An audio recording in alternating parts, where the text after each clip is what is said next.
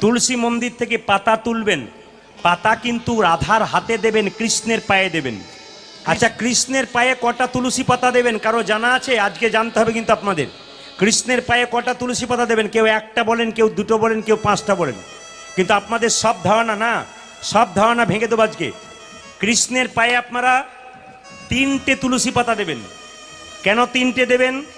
আমার দিকে তাকিয়ে নেন, আমি আপনাদের বুঝিয়ে দিই। এই যে আমার হাতে দেখছেন, এটা আমি কি পরে আছি জোরে বলুন?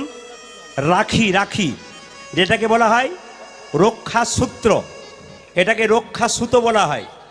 এই রক্ষা সূত্রটা ভাই বোনকে পরায়, বোন ভাইকে পরায়, দিদি ভাইকে পরায়, আবার দাদা বোনকে পরায়, আবার বন্ধু বন্ধুকে পরায়।